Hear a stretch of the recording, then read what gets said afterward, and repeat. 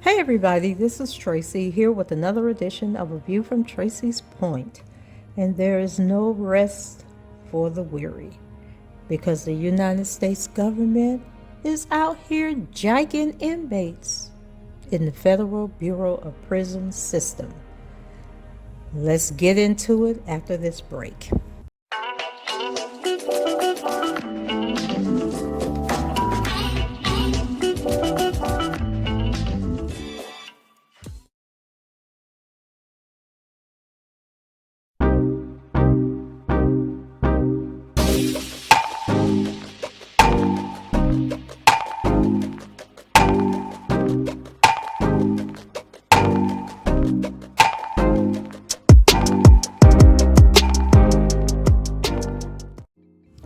If you haven't heard already, those wenches over there at the Eastern District of New York has stolen over $27,000 out of Mr. Kelly's trust fund with the Bureau of Prisons, leaving him with a measly $500. So Jennifer Bonjean posted a link to a story that was written by the Washington Post, and it says U.S. prison officials resist making inmates pay court-ordered victim fees. That was the title of the article. And then it says R. Kelly has roughly $28,000 in a prison account while a judge ordered him to pay $140,000 as part of his sentence.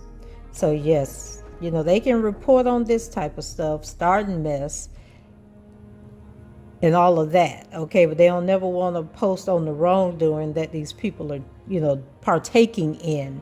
So the article goes on to say the Federal Bureau of Prisons has been pushing back against efforts to make inmates pay much more of their court-ordered restitution to crime victims, in part because the money they would use helps fund salary and benefits for hundreds of agency staff positions, documents and interviews show. Federal prisoner spending generates more than $80 million a year for the agency, mostly from profits on items like commissary purchases and phone calls, according to the Bureau of Prisons' response to public records requests. Those documents also show that the agency earns interest from some accounts. And I think I did a video about this a while back. I was talking about that Larry Nassar guy and how he had like over $100,000 or something, and the people in his case was trying to get the money from him, but they couldn't get that money from him. But they seem to have not had a problem taking Mr. Kelly's money. Anyway, it goes on to say that in Justice Department discussions last month, senior prison officials argued that the agency should not dramatically increase the amount of prisoner money turned over to victims, according to people familiar with the internal deliberations who spoke on the condition of anonymity. Y'all, I'm tired, y'all. They want to speak anonymously, okay? I'm so tired. So to describe the conversations, any sharp uptick, the people described officials saying would cut into a vital income stream at a time when the agency is already understaffed.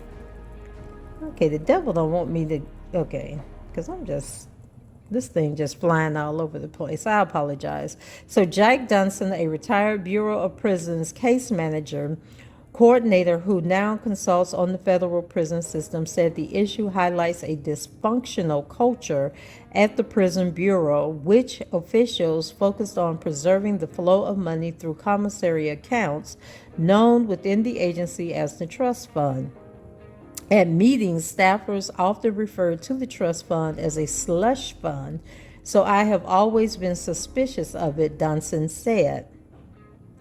Over the last year, the Washington Post revealed that some high-profile inmates, including Boston Marathon bomber Dzhokhar Sarnov and former USA Gymnastics Dr. Larry Nassar, had sizable prison account balances yet paid very little of what they owed to their victims. Deputy Attorney General Lisa O. Monaco issued a directive to study the issue and make changes in the program.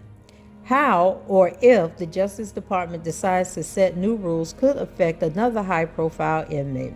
R&B singer R. Kelly, who was sentenced in June to 30 years in prison for trafficking. Kelly has about $28,000 in his prison account, according to multiple people familiar with the case, and owes $140,000 in court-ordered fees, including $40,000 penalty for a fund for human trafficking victims. According to court records, prosecutors have yet to ask a judge to make the Bureau of Prisons turn over that money. Because it's not their money to turn over, and what makes you think that you are entitled to it? And another point that Jennifer Bonjean raised when she was talking about this is that they are constantly going into this man's records and releasing confidential information, because who went into the account to give the amount that he has to the Washington Post? Like, these people have a lot of nerve, and I think at this point they are taunting Jennifer Bonjean, just childish and immature, and just playing games with somebody's life. So I'm going to say it again, because I've already said it once. Stop sending money. Just stop sending the money, because if you don't send any money, then they can't take any money. And of course it is going to harm him, but he has people like Keith, I'm sure, that can provide everything that he needs. You can mail stuff to them. You can mail, whatever they need, you can mail it to them. And whatever money, he don't need no snacks, because he, already been diagnosed with diabetes, so he don't need no money to be buying cookies and chips and all that other stuff. And I'm not trying to be funny, I'm being serious here. But stop sending money, because all they are going to do is take the money. And so they're taunting him, they're taunting Jennifer Bonjean, and they're taunting his supporters that are trying to make sure that he has everything that he needs. So then it goes on to say Kelly's lawyer, Jennifer Bonjean, said it was unethical for anyone at the Bureau of Prisons to share Kelly's data, and noted that there was already an investigation into how other details of Kelly's life behind bars had been leaked. My client has an appeal pending, and until the Second Circuit affirms his conviction, nobody should be touching any of his money, Bonjean said. She said she did not know Kelly's account balance, but neither the BOP nor any entity should have anything to say about whatever money he has in his commissary account. The controversy over inmate funds centers on two separate but related pools of money. The first are deposit accounts, in which the nation's nearly 140,000 federal inmates can keep an unlimited amount of money. These accounts are not subject to many of the regulations and scrutiny of regular banks, because the agency does not consider itself a bank. The total amount of money in the deposit accounts ballooned from $86 million to more than $140 million in 2021, in large part because prisoners received coronavirus stimulus payments, people familiar with the matter said. The second pool of money is the commissary accounts, or trust fund, a means for inmates to buy things like phone or email access, sodas, and candy with money from their deposit funds. And of course, y'all know it just jumped down, right? So Attorney General Merrick Garland shakes hands with, that's a image. Sorry about that.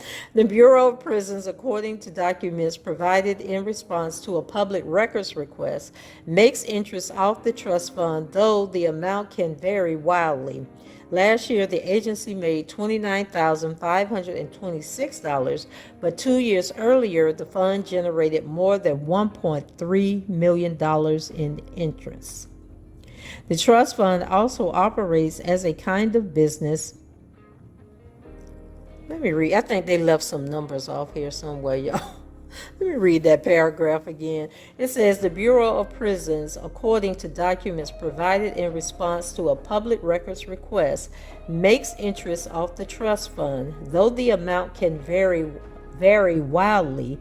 Last year, the agency made 29,526, and then there's a comma, so I think they left some numbers off. Maybe that's supposed to be 29 million. But 2 years earlier, the fund generated more than 1.3 million in interest. So yeah, I think they're saying that last year they made $29 million in interest, not 29,000 as they have stated in the article. So the trust fund also operates as a kind of business using the significant markups it charges inmates on purchases to pay for agency staff. Last year, the trust fund paid $82 million to fund 652 positions at the Bureau of Prisons, $49.5 million in salaries, and $32.5 million in benefits, according to agency records. In a written statement, the agency drew a sharp line between the two pools of money, insisting the inmate deposit fund does not profit off inmates' money, while not accordingly, that the trust fund money generates tens of millions of dollars a year that is used for salaries and benefits. The agency said that all inmate deposits are held in trust by the Bureau of Prisons in non-interest bearing U.S. Treasury accounts and remain there unless the funds are withdrawn by the inmate or the inmate is released. Since the funds are held in trust, the BOP does not invest or derive any kind of income from the funds in these accounts. So basically, they're making the money off of whatever the inmate is purchasing with the money that is sent to them. So they're just being slick, right? So they charge them 5 times what we would pay on the streets, like a candy bar, probably $5. Well, no, candy bars have gone up because Lord knows I bought a Reese's peanut butter cup, the king size, and it was $2.59 the other day. Almost passed out. So you figure 4 times that. So that same pack of Reese's cup probably costs an inmate about $8 or $9. So that's how they're making these millions of dollars that they're making off these inmates. So it goes on to say, for years, the Bureau of Prisons has argued that whatever balance inmates may have in their accounts, they should only be required to pay $25 every 3 months, just over $8 a month, to any court-ordered victim restitution. In early July, as Monaco's office considered how much to increase what inmates have to pay towards court judgments, senior Bureau of Prisons officials asserted that no more than 25% of an inmate's prison account should be taken. People familiar with the conversation said. The officials noted that reducing the amount of money in the accounts could also reduce the amount in the trust fund, thus cutting into the agency's revenue, these people said. These informants, people behind the scenes running their doggone mouth. So under the 25% limit, Kelly, for example, would have to turn over about $7,000 from his prison account, while he would keep about $21,000. The agency's proposal was met with resistance from other parts of the Justice Department, according to people familiar with the debate, which is ongoing. Officials are now considering an option in which the maximum amount taken from a prisoner to pay court orders would range from 25 to 75%, depending on the overall account balance. Prosecutors and other law enforcement officials have been pushing to fix what they see as a glaring unjust contradiction in the current system. The Bureau of Prisons zealously guards the money of convicted criminals who have been ordered by other parts of the government to make payments to their victims. Now, this is where I have an issue with this. Now, I can see if the inmate has a job and they're working and they're earning money, and then they say, okay, we're going to garnish your money to pay these court order fees. But The money that you're garnishing is money that their family and friends are sending to them to make sure that they have what they need. They aren't sending this dang old money to be paying no heifers that done lied in court, paying off funds like Judge Donnelly talking about $40,000 to go to some dang on human trafficking fund. Like, lady, are you crazy? But this is like the nonsense that they're doing. So that is why I say don't send any more money. Stop sending money. So then it goes on to say prosecutors and other law enforcement officials have been pushing to fix what they see as a glaring unjust contradiction in the current system. The Bureau of Prisons zealously guards the money of convicted criminals who have been ordered by other parts of the government to make payments to their victims. Okay, prisoners are allowed to spend only about $400 a month through the commissary system, yet some keep many thousands in their accounts. More than 20 inmates had prison account balances of more than $100,000 each. The Post reported last year. It can be difficult for convicts to get a traditional bank account. Okay, maybe y'all need to stop letting them, because if they can only spend $400 a month, why do they have hundreds of thousands of dollars in their bank account? That makes 0 sense. So critics of the Bureau of Prisons system says the agency's accounts often shield money that should go to court-ordered restitution or child support. Under the current rules, prosecutors have to ask a federal judge to order the agency to turn over significant amounts. And since the prosecutors got Ann Dunley in their pockets, I'm sure they had no problem convincing her. Probably was sitting in the office all together drinking tea and eating crumpets. So, ooh, how can we dig at R. Kelly now? Ooh, how can we get back at him? Ooh, how can we make Jennifer Bonjean piss her ass off? Ooh, ooh, ooh. Like I could just hear them cackling hens just, ooh, grating on my nerves right now. Just annoying. So Jason Wadillo, a retired U.S. Marshals official, tried in vain for years to persuade the Bureau of Prisons to change its practices, which he said failed crime victims. Wadillo filed first of all, so-called crime victims shouldn't be prospering financially off their pain. Their reward was the fact that they turned the person in, they went to court and was found guilty. Like, why are you giving them money? I don't understand that. Unless the person stole some money from you, you really should be entitled to any money. And that's just my opinion. Wadillo filed the public records. Hold on, guys. Requests that showed how much money and how many positions the Bureau pays for with revenue generated by inmate money. It is a gross conflict for BOP to put its own interests before those of victims and children, Wadillo said in an interview. I know I'm pronouncing this man wrong. His name wrong. It's Wojdylo. A retired U.S. Marshals official tried for years unsuccessfully to persuade the Bureau of Prisons to change its banking practices. Why is he concerned about how these people bank using?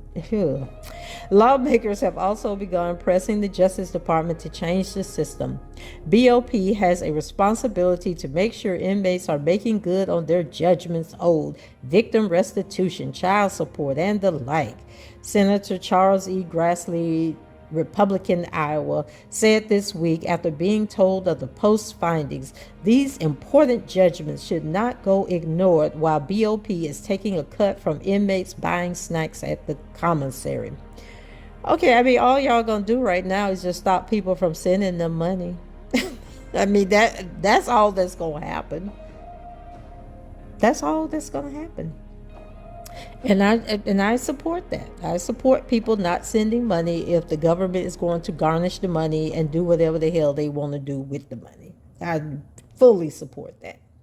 So by the time prosecutors asked the judge to seize Sarnoff's prison funds in January, he had received $21,000 in deposits, including $1,400 in pandemic relief funds from the federal government. And I still don't understand how that was possible. But anyway, he had spent all but about $4,000 on the money on purchases from the trust fund. In another case, a Tennessee banker wrote a federal judge saying Bureau of Prisons officials were preventing him from paying what he owed his victims.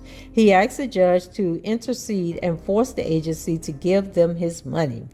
Federal inmate accounts are not subject to the same criminal and regulatory scrutiny as bank accounts of non-incarcerated people. Although the Bureau of Prisons operates accounts for inmates and issues checks and money transfers from those accounts on their behalf, the agency does not consider itself a financial institution, nor does it run bank transactions through a Treasury Department screening program meant to flag outstanding debts. The agency has said that it cannot make inmates comply with court orders for payments such as child support or alimony, but that it incentivizes them to do so through regular payment plans. Oh, child. I'm shaking my head, child. So after that, I want to say, so what do you guys think about this while I look for this other thing I was going to read to you all? I think I had meant to copy it and save it, and I might have. I just don't remember where I saved it to. But as you can imagine, Jennifer Bonjean is hot. Okay, they're trying to throw her off her game right before this Northern District of Illinois case starts. Okay, so she posted regarding U.S. versus Robert Kelly.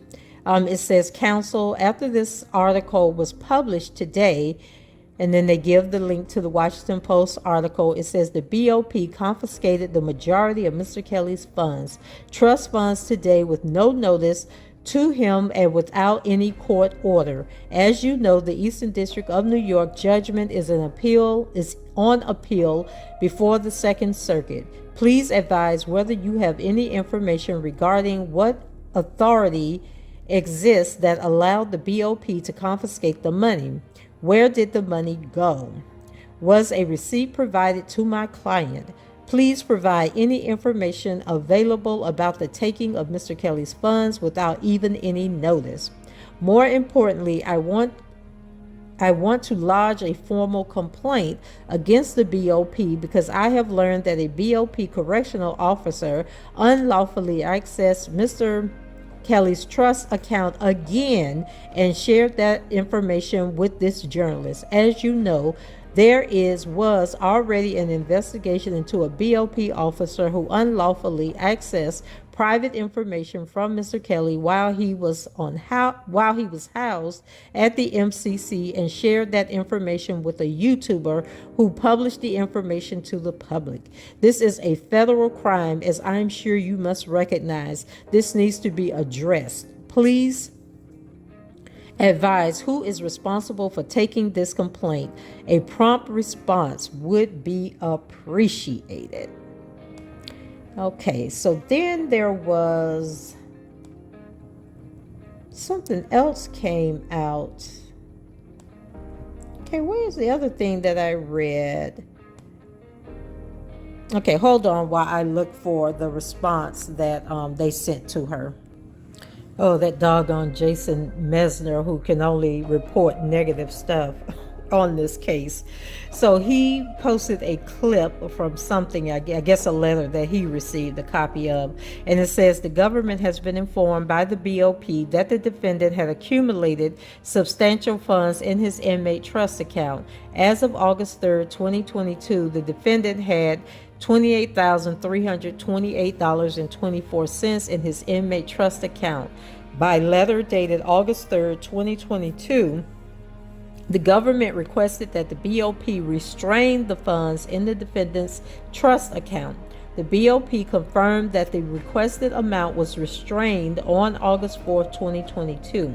Further, the BOP has confirmed that it left $500 in the defendant's trust account for defendant's use in MCC Chicago. Accordingly, as of this writing, the BOP has restrained a total of $27,828.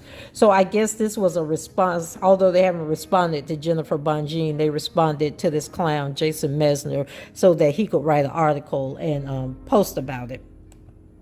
So as y'all can tell, I am quite annoyed at this moment. So I am going to exhale and take a break and end this here.